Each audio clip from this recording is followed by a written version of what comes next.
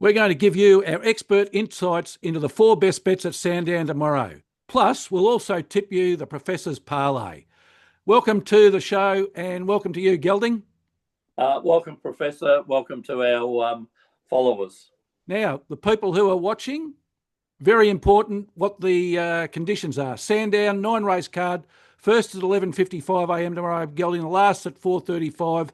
No particular feature race. The track's a soft 5, which surprised me. Rail out 6 metres. What do you think that'll do to the running? Professor, as you well know, a big fan of the Sandown track. This one being hillside. So, look, I think everyone gets a fair chance at Sandown. So, good to see some running there. Notice you're going to say the rail's out 6 metres. We're on, a soft 5 or 6 at the moment. Yep. So, I think it'll be just a good day's winter racing, Professor. All right. What are your 2 best bets for tomorrow? Professor, I'm going late in the day. First of all, going to race 8.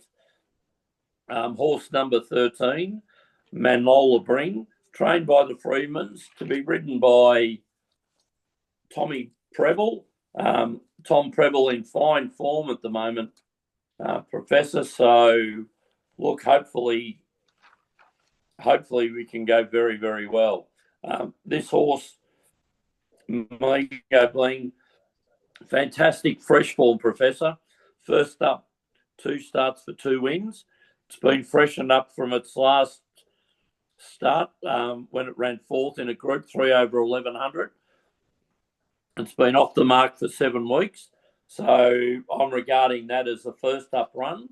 Trained by the Freedmans, as I said previously. So I think Mango Bling can comfortably win tomorrow.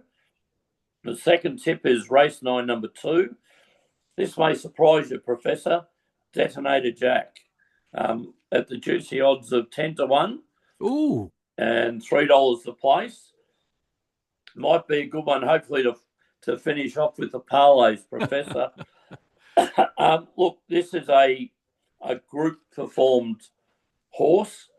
As listeners will know, we've backed it before. But surprisingly, it's got a fantastic record first up and a fantastic record over 1400, Professor. It's won over 1400 twice. Its form first up is from 5 goes for 2 wins and a third. But at Sandown, it's had 4 starts for 2 wins, a second and a third, Professor. So, look, I think I'm backing Kieran Maher, able to get this horse up for a first up tilt since May. Luke Cartwright claiming 3, brings its weight down from 61.5 to 58.5. So, look, I think this could be our each way special of the week, Professor. Detonator Jack.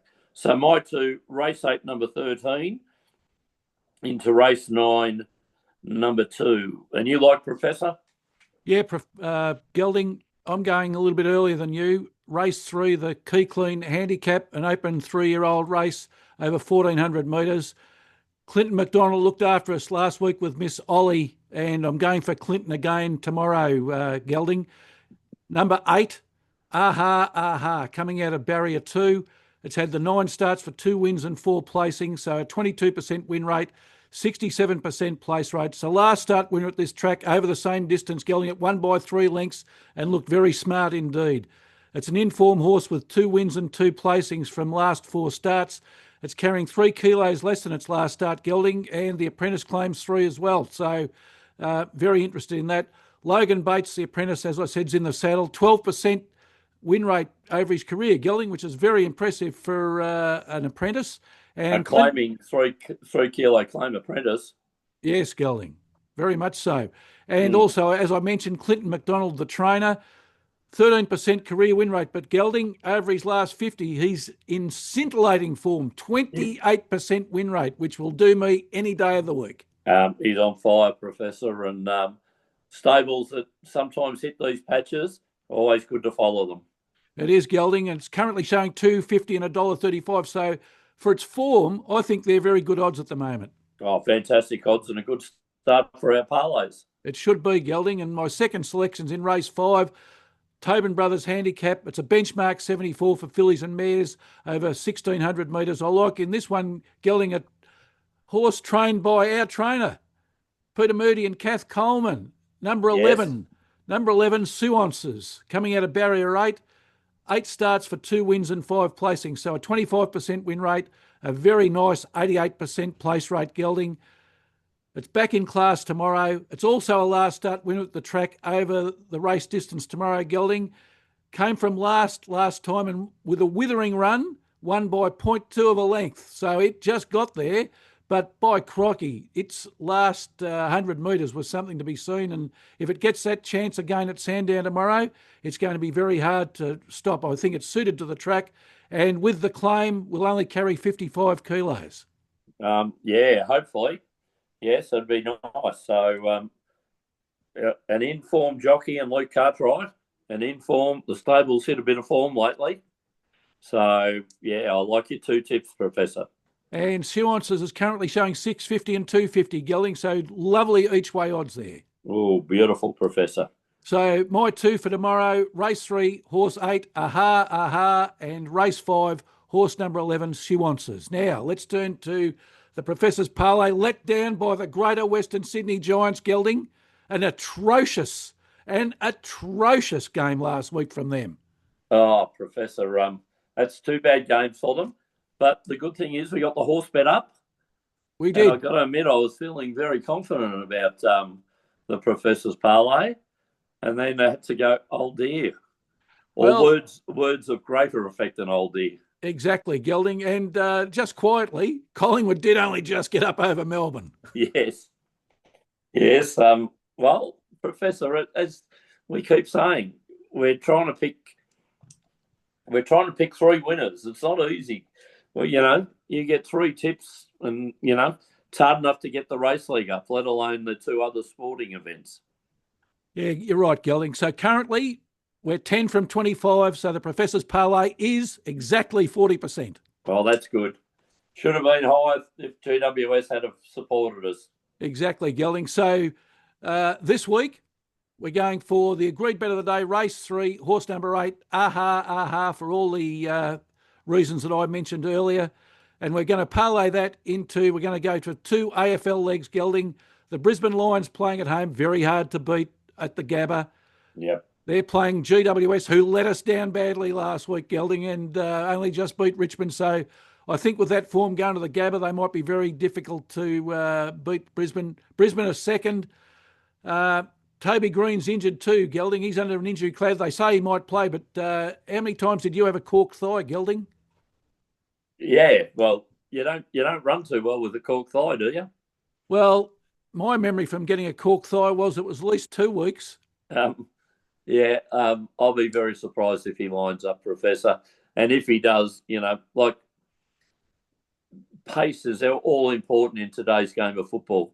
So if you've got a cork thigh and your pace is limited and he relies on this running through the centre and forward, I think he'd be very limited. I'd be surprised if he lines up.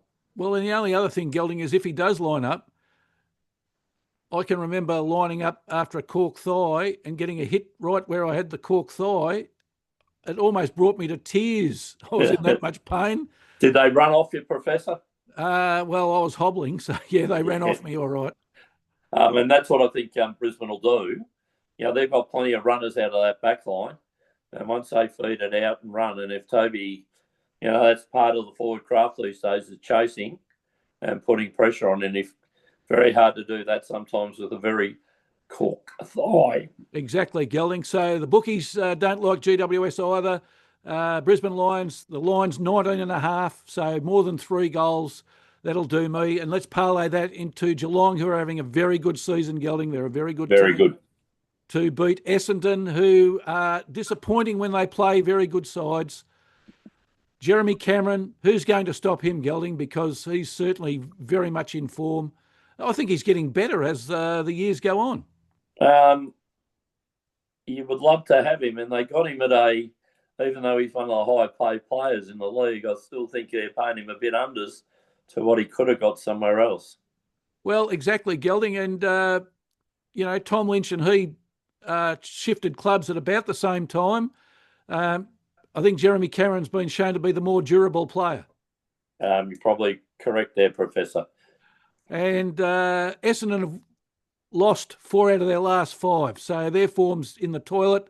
They only average kicking 74 points per game, Gelding, so it'll be very difficult to beat Geelong if you're only going to kick 74 points on average. Yeah, I could imagine that would be very hard. And Geelong with their back line and Tommy Stewart in fine form and Henry back now getting into some form, they seem to be blending nicely together.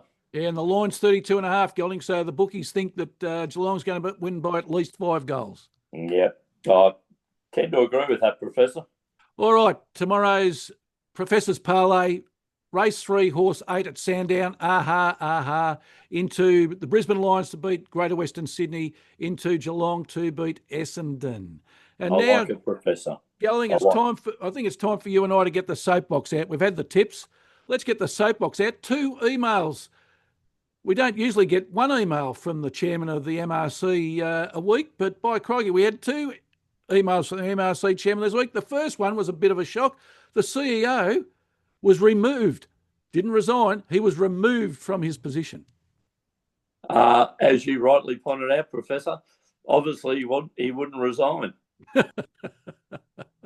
I did like that, Professor. Well done. He didn't take the opportunity that was afforded him. I would expect, Gelding. That's only a guess from me, but for it to be publicised that you were removed from your position means that you didn't want to go. Well, Professor, you've been chairman of companies in the position that John Kanga's been in sporting bodies. You've also, worked in marketing for basketball, and NBA sides. You tell me, when a CEO is appointed and removed by the chairman 3 months into the job, when he's more or less just all he's done is hit the floor, hasn't he? He hasn't even had a chance to implement anything. What does that tell you? And the chairman takes his job. Well, what I'd say about that, Gelding, is as it was put in the email, things didn't work out. So read into that whatever you like. Does that mean he's not following the chairman's plan? Well, that could mean that. Or it being contradiction the way it was heading? Maybe. Well, as I said, things didn't work out. Who knows what that means? But what we can say is the CEO is no longer there, Gelding, and they're now looking for another one. No. Well, are they? Yes, at the moment they are. There's a search on for a CEO. They've appointed a COO. Yes. Yes. And John Kanga, as chairman, is filling the role that he had before the CEO came. Well, he's spending more time at the club. Apparently. He's an executive chairman. Oh, well, there you go. Does that mean he wants to be CEO as well as chairman? I don't know. Gelding, we might see how that pans out, mightn't we? Yeah, look, I'm just reserving the judgment on the chairman. Promised a lot when he came in, Professor. Delivered a little bit. A little bit. Yeah, he's delivered a little bit. Yes. They're not selling Sandown. Well, he's also delivered 2 emails this week, so that's something. All right. It will be interesting. So the second one was that somebody must have twigged that the MRC and the VRC were having conversations earlier this year, Gelding, because it's the cat's out of the bag now because suddenly, were they merger talks? Well, as it said in the email, we're always talking about things like that. Oh, are they? You're always talking about having a merger? I don't think so. Oh, Professor, you say it so well. The soapbox. When did we raise this? When did we raise the issue of does the metropolitan racing scene need a body, Racing Victoria, looking after all of Victorian racing. And then we have all these racing clubs that have their own administrations and say they run the racing at, we've got Flemington, we've got VRC, we've got the Melbourne Racing Club and the Moonee Valley Racing Club. We're members of the Melbourne Racing Club. We've said for ages there should be one body running racing in Victoria, one body responsible for the tracks, one body in charge of all that. Every club has got a chairman, a CEO, chief operating officer, subcommittees, and let me just say, they all seem to have very nice committee rooms in all these racing clubs. Are they needed, Professor? Or should it be run by a central body? Well, Gelding, the first question was, how long have we been discussing this? This racing show is 237 episodes long, and I would suggest that in the first 10 episodes, you brought up that exact topic. Yep. So we've been talking about it for a long time, Gelding, and your rationale about rationalising racing in Victoria is, you've got a perfect blueprint for it, Gelding. They should listen to you, because Racing Victoria, your theory, and correct me if I'm wrong, is that Racing Victoria should take the whole lot over. There'd be one committee running racing in Victoria. Yep. In the metropolitan area I'm talking about. Yep. And away we go. And then you have a separate body, Country Victoria.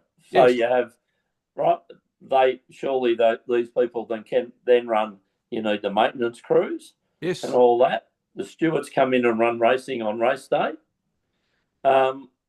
Racing Victoria, if they want to hold events at the races, well, good on them. But to me, it just seems racing committees just seem to be doing the same thing, making the same mistakes, and is it a vested interest just to have a social life? Well, who knows, Gelding? All I know is that there certainly seems to be a lot of wastage that could be cleaned up very nicely with just one committee running the metropolitan racing scene for each of the racing clubs. If you got a CEO of Racing Victoria. Yep. CEO of VRC. Yep. CEO of Country Racing. Yeah. Melbourne Racing Club. Yeah. CEO of Moonee Valley Racing Club. Then you've got Country Victoria Racing. You go to Southside, Cranbourne and Pakenham. They have a CEO. Ballarat has a CEO. What would that be in wages, Professor? Well, it'd be over $1 million, wouldn't it? More than. Well, I'd imagine if you're chairman of if you're CEO of the VRC, that would be a fairly lucrative job, you would have thought, Professor. I would have thought so. So if you look at it, Gelding, all we'll say to Racing Victoria is we're available for a very modest fee. Yeah. To provide good advice. Could we be consultants, Professor? Well, of course we could, Gelding. We've got enough experience. Exactly. But Gelding, what would we know? What would we know? I've only been a member of the Melbourne Racing Club for over 35 years, Professor, and they're saying, "What do you want?" And we haven't changed the views, but certain chairmen, and I won't mention the longest running one who tried to change the rules to keep himself in a job, seems all about self-interest, and now we're dealing with traffic problems around Caulfield. Oh, well, why would that have happened, Gelding? I don't know. Would it be the ghettos of could be because of all those units they've stacked on top of each other, and where else would anybody go? And everybody's got a car. Yep, exactly. Oh dear. And now, of course, this committee's now had to sell off a large parcel of land to cover the expenses of the last committee. Yes. Which is coming on $200 million. So the reasons for not having committees speaks for themselves. The VRC are in debt. Melbourne Racing Club's in debt. Moonee Valley Racing Club's in debt. What are they doing? Let's just destroy the fabric of Moonee Valley. We don't want that little amphitheatre. We'll create a new track. Yeah. Surrounded by houses. Well, we put houses in the middle. Now, how do you see the racing on the other side of the track? Yeah, well, yeah. Maybe they want to be like Hong Kong racing. Anyway, we won't talk about it. Well, listen, we've got some good ideas. So, people, we don't mind people use us to. We're very happy to meet with racing club committees and expand on our ideas. Oh, definitely, Professor, and we'd also gladly have them on the show. Well, yes, if they bother. Yeah, well, yes. If they would be answer some questions. Yes. Well, to look forward to other ideas. Yes. And see why they wouldn't do them. But other big news in racing this week, Professor. Yes. One of our favourite signers has passed away. Who was that, Gelding? Snitzel. Oh. So we can't get a Snitzel anymore. No, at 23, due to liver problems, has passed on. As we've always said, everyone wants a Snitzel, Professor, and us at the moment, Savvy Rocker. Well, at least we've got half a Snitzel, Gelding. Well, being by Seamus Award, so Seamus Award's dad was Snitzel, so we've got half a Snitzel. So yeah, that's good. And James Cummings announced he's going to train in Hong Kong when his tenure with Godolphin finishes in July. So it's been a pretty big week in horse racing, Professor. Well, we're going to miss James Cummings because, the Blue Army. Oh, the Blue Army, yeah. But the Blue Army will still be around. Yes. With various trainers. I know Anthony Freeman trains a lot for them, so it'll be interesting to see where they go. But a model of them overseas, Godolphin, is that they spread their horses around various trainers. So, yeah, that may be very interesting to see where they go. Well, it'll be interesting to see how James goes in Hong Kong.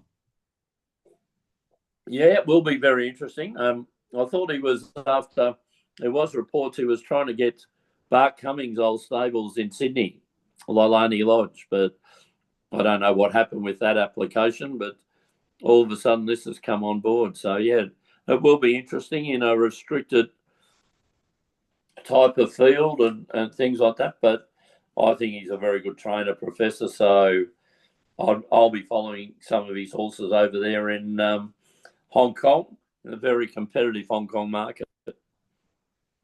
Well, plenty there, Gelding, on that soapbox. That was at least 4 items we had for the soapbox this week. Well, Professor, the racing committee ones is just too easy fodder, isn't it? They just give us too easy fodder. And, once a bit of common sense comes into this racing thing. Common sense. Money's going out left, right and centre, and they always want to knock down the grandstand or, build a new grandstand. But, people don't go to the races because it's too expensive. Yeah, exactly. Cut costs. Yep. Cut exactly costs. Right, Gelding. Yep. All right, Gelding, what we would ask the viewers to do is, if they've liked this video, then to press the like button down below. That always helps us. And also subscribe to the channel, because not only do you get great racing tips from you and I, but also you get to listen to the dulcet tones of the giraffe, Paul Daligan, talking about NRL every week, and he's going very nicely. Well, they're very, very, very funny man, Daligan, and very, very entertaining to listen to. All right, Gelding, and until next Saturday, it's good luck. And good punting.